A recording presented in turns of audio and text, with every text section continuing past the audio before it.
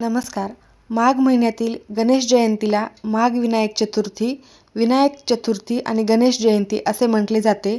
या दिवशी गणेश भक्त गणेशाची विधिवत पूजा करतात, आराधना करतात. बाप्पांकडे सुख-समृद्धीसाठी प्रार्थना देखील करतात. म्हणूनच आपल्याला या दिवशी अत्यंत महत्त्वाचे हे एक काम आवर्जून प्रत्येकाला करायचेच आहे. तर उद्या माघी गणेश जयंती. उपवास नाही केला तरीही चालेल, परंतु अंघोळीच्या पाण्यामध्ये टाका ही एक वस्तू. सर्व दोष, सर्व अडचणी नष्ट होतील, विघ्न दूर होतील, दारिद्र्य संपेल आणि प्रगती होईल. तर अशी कोणती वस्तू आहे जी तुम्हाला माघी गणेश जयंतीला अंघोळीच्या पाण्यात टाकायची आहे, कोणत्या वेळेत टाकायची आहे, सविस्तर संपूर्ण माहिती आपण या व्हिडिओमध्येच बघणार आहोत. त्यामुळे व्हिडिओ स्किप न करता शेवटपर्यंत बघा. माहिती आवडल्यास लाईक, शेअर, सबस्क्राईब करून बेल आयकॉनला आवर्जून प्रेस करा. कमेंट बॉक्समध्ये ओम गणपतीये नमः लिहायला अजिबात विसरू नका. हिंदू पंचांगानुसार माघ महिन्याच्या शुक्ल पक्षातील चतुर्थी तिथी ही 22 जानेवारी रोजी मध्यरात्री 2:48 सुरू होत असून 23 जानेवारी रोजी रात्री 2:28 असणार आहे. उदय तिथीनुसार माघी गणेश जयंती ही 22 जानेवारी रोजी साजरी केली जाणार आहे. भाद्रपद महिन्यातील चतुर्थीप्रमाणेच माघ महिन्यातील चतुर्थीलाही अनन्यसाधारण महत्त्व आहे. आपल्याकडे भाद्रपद महिन्यातील गणेश चतुर्थी मोठ्या प्रमाणावर साजरी करण्याची परंपरा आहे. भाद्रपद चतुर्थीला गणपती बाप्पांची पूजा करतात. त्यानंतर त्यांना उकडीच्या मोदकाचा नैवेद्य दाखवला जातो. तर माघी गणेश उत्सवात गणपतीला तिळाच्या लाडवांचा नैवेद्य दाखवण्याची प्रथा आहे. माघी गणेश जयंती ही तिलकुंद चतुर्थी म्हणून देखील ओळखली जाते. मोक्षप्राप्तीसाठी तिलकुंद चतुर्थी हे व्रत अत्यंत महत्त्वाचे सांगण्यात आलेले आहे. माघी गणेश जयंती ही 22 जानेवारी रोजी साजरी होणार आहे.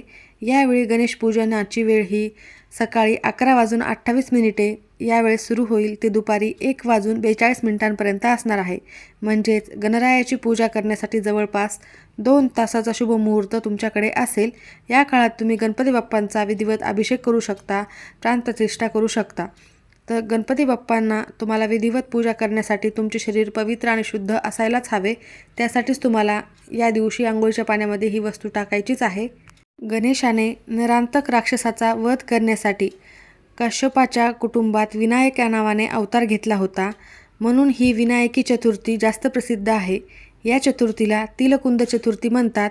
त्यासोबतच षोडशोपचार पूजा करून तीळ मिश्रित गुळाच्या लाडवांचा नैवेद्य या दिवशी गणपती बाप्पांना दाखवला जातो. कुंद फुलांनी गणेशाची आणि सदाशिवांची पूजा केली जाते. म्हणजेच महादेवाची आणि गणपती बाप्पांची या दिवशी पूजा करतात. हा उपाय आपल्याला का करायचा आहे? श्री गणेश लहरी ज्याप्रमाणे प्रथम पृथ्वीवर आल्या, म्हणजे ज्या दिवशी श्री गणेशाचा जन्म झाला तो दिवस होता माघ शुद्ध चतुर्थी. तेव्हापासून गणपतीचा आणि चतुर्थीचा संबंध जोडला गेलेला आहे. माघ शुद्ध चतुर्थी ही श्री गणेश जयंती म्हणून साजरी करतात हे तर आपण पाहिलेलेच आहे. त्याचप्रमाणे या तिथीचे वैशिष्ट्य म्हणजे या तिथीला श्री गणेश तत्व हे नेहमीच्या तुलनेत 1,000,000 जास्त कार्यरत असते. म्हणूनच आपण या दिवशी कोणतेही प्रभावी जर उपाय केले, साधे सोपे पण प्रभावी उपाय आणि मनोभावे जर केले तर निश्चितच त्याचे अनेक पटीने आपल्याला फायदे हे लवकरात लवकर बघायला मिळतात.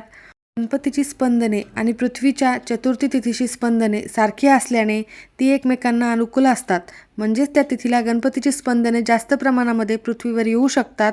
आणि प्रत्येक मासातील चतुर्थीला गणेश उत्सव हा नेहमी आपण साजरा करत असतो. तर गणेश तत्व हे नेहमीच्या तुलनेत पृथ्वीवर अधिक प्रमाणामध्ये कार्यरत असते. या तिथीला केलेल्या श्री गणेशाच्या उपासनेचे जास्तीत जास्त लाभ होतो आणि गणेश तत्वाचा देखील लाभ आपल्याला होत असतो. त्यामुळेच तुम्ही अंघोळीच्या पाण्यामध्ये ही वस्तू टाका.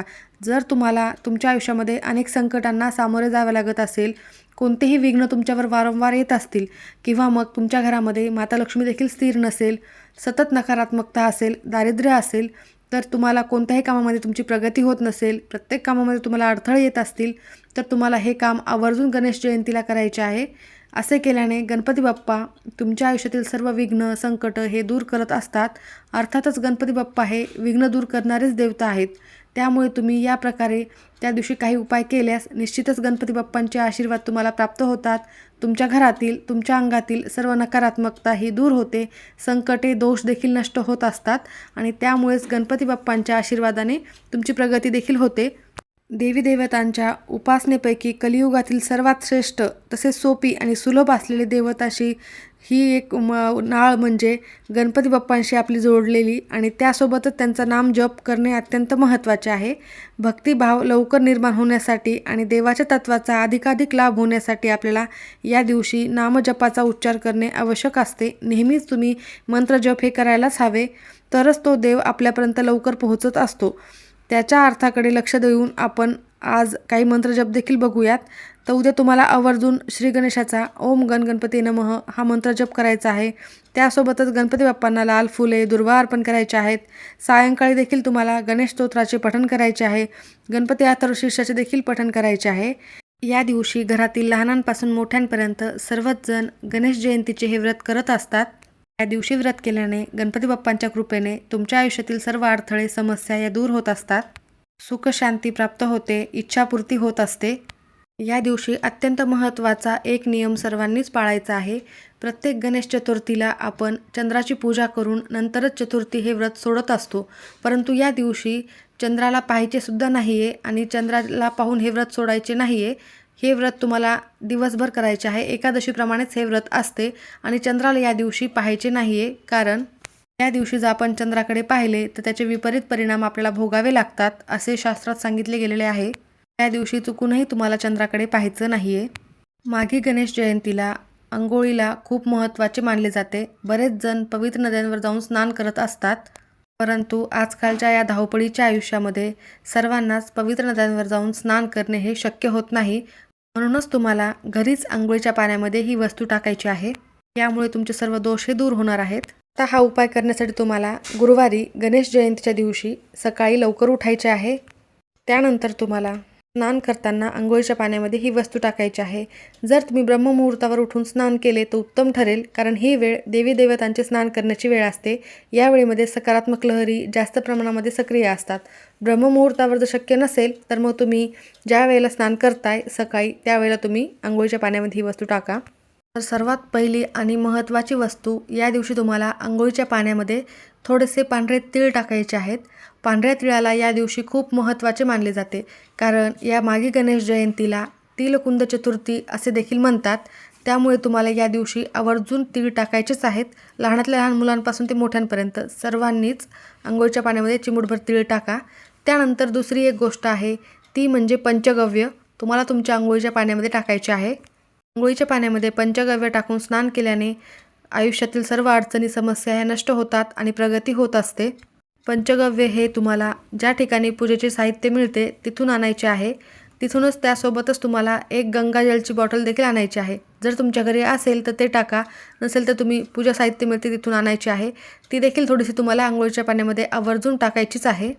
त्यानंतर तुम्हाला अंघोळीच्या पाण्यामध्ये थोडेसे खडे मीठ टाकायचे आहे. खडे मिठाने कोणतीही नकारात्मक ऊर्जा असो तुमच्या अंगातली ही नष्ट होत असते आणि त्यानंतर तुमचे शरीर पवित्र आणि शुद्ध हे होतच असते. खडे मीठ तुम्ही अंघोळीच्या पाण्यामध्ये टाकल्याचे अनेक फायदे आहेत, त्यामुळे तुम्ही ते आवर्जून टाकावे. ते जर नसेल तर तुम्ही दररोज जे वापरता मीठ ते टाकले तरीही चालेल. त्यानंतर तुम्हाला चिमूटभर हळद ही अंघोळीच्या पाण्यामध्ये टाकायचीच आहे, कारण हळद ही अतिशय ऊर्जावान आहे. यामुळे माता लक्ष्मी तुमच्या घराकडे आकर्षित होत असते. हळदीने देखील तुमच्या अंगातील नकारात्मकता ही दूर होत असते. आणि या दिवशी गुरुवार असल्यामुळे हळदीला या दिवशी विशेष महत्त्वाचे मानले जाते. हळदीमुळे तुमचा गुरुग्रह हा मजबूत होतो. माता लक्ष्मीचे देखील आशीर्वाद मिळतात आणि गुरुदेवतांचे देखील आशीर्वाद तुम्हाला प्राप्त होत असतात. म्हणून तुम्हाला आवर्जून चिमूटभर हळद ही अंघोळीच्या पाण्यामध्ये टाकायची आहे. त्यानंतर तुम्हाला 3 हिरवी वेलची अंघोळीच्या पाण्यामध्ये टाकायची आहे. ही देखील सकारात्मकतेचे प्रतीक आहे. आता या सर्व वस्तूंपैकी कोणतीही 1 किंवा 2 किंवा 3 वस्तू टाका, किंवा संपूर्ण वस्तू तुम्हाला मिळाल्या तर तुम्ही आवर्जून टाका. या सर्व वस्तू खूपच सकारात्मक वस्तू आहेत. यामुळे नक्कीच तुमच्या आयुष्यात बदल झालेला तुम्हाला नक्की जाणवेल. त्यानंतर तुम्हाला अंघोळ करत असताना गंगे चैमुने चैव गोदावरी सरस्वती नर्मदे सिंधू कावेरी जलेस्मिन् सन्निधी कुरु या मंत्राचा जप तुम्ही करू शकता, कारण यामुळे तुम्हाला पवित्र नद्यांमध्ये गंगामध्ये स्नान केल्याचे पुण्यफळ प्राप्त होत असते. ओम गण गणपती नमः हा मंत्र देखील तुम्ही म्हणू शकता. त्यानंतर तुमची अंघोळ झाल्यावर स्वच्छ कपडे परिधान करून देवघरातील देवांची पूजा करायची आहे. गणपती बाप्पांना तुम्हाला पंचामृताने अभिषेक करायचा आहे. अभिषेक करत असताना गणपती अथर्वशीर्षाचे पठण करायचे आहे. जर तुमच्याकडे गणपती बाप्पांची मूर्ती जर नसेल तर तुम्ही या दिवशी आवर्जून खरेदी करून आणा आणि प्राणप्रतिष्ठा तिची करा. तुम्हाला वेळ मुहूर्त मी सुरुवातीला सांगितलेलंच आहे, त्यावेळेत तुम्ही करू शकता. विधिवत पूजा करून झाल्यानंतर गणपती बाप्पांना 21 दुर्वा, जास्वंदाचे फूल, त्यासोबतच तुम्हाला या दिवशी आवर्जून तिळगुळाचा नैवेद्य अर्पण करायचा आहे. तिळगुळाचा लाडू तुम्ही बनवलेला असेल तर तुम्ही आवर्जून तिळगुळाचा लाडू हा देवाला अर्पण करायचा आहे. तुम्ही या प्रकारे नक्की करा, विधिवत पूजा करा. त्यानंतर गणपती बाप्पांचा दिवसभर तुम्हाला मंत्रजप करायचा आहे. माहिती आवडली असेल तर नक्की लाईक करा. सर्वांचे खूप खूप धन्यवाद.